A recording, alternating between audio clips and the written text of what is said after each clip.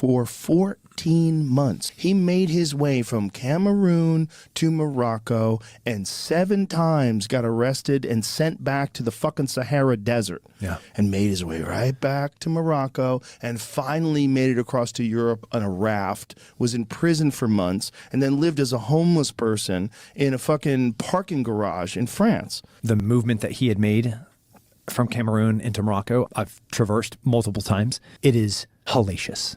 I mean, it is like the most unforgiving terrain with radical groups, with property owners like water to water trying to travel. The water's controlled by warlords. So his story is just like so inspiring. It's incredible. It's a comic book story. It's like an origin story in a movie that you wouldn't believe. And to have this guy go in his first ever boxing match against a guy who nobody gave him any chance. Yeah. And to have the Las Vegas odds, like the online betting odds, in the last round in his favor was fucking incredible because it was like 14-1 at the start of the fight. Yeah. And at the end of the fight, he was favored and he should have won. Dude. He should have won. Yeah. They fucked him, but they didn't because the world saw it. Yeah. Like you could write all the bullshit you want in terms of scorecards. The fucking world, including boxers, all the boxers that were there said that he should have won. He gets another gigantic payday. His perceived worth is through the roof, skyrocketed. Tyson Fury's not going to fight him again, I'll tell you that. No. He didn't want no part of that. They tried to bring that up. He goes, no, I'm going to fight Usyk for the world title. Like, nobody wants to see that, buddy. Yeah. Nobody wants to see that. But PFL, who are they going to put up against Ngannou? I don't know. If I was Ngannou, as much as I love watching him fight MMA, I would tell him, you're going to make so much money in boxing. Yeah. And I think he might be able to beat them all.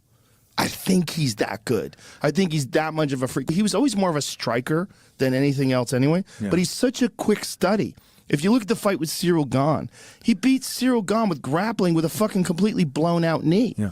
He took an never immense really chance. grappling. Right. Like he's never has been a grappler, has no real background in grappling. Right. And then he goes and out grapples a guy that has been doing this for a long time. He's incredible. And the fact that he gambled on himself, he vacated the UFC heavyweight title, which is the most prestigious title in all of combat sports. You can say anything you want about the world heavyweight boxing champion, but everybody fucking knows that the world heavyweight UFC champion will fuck that dude up in a real fight.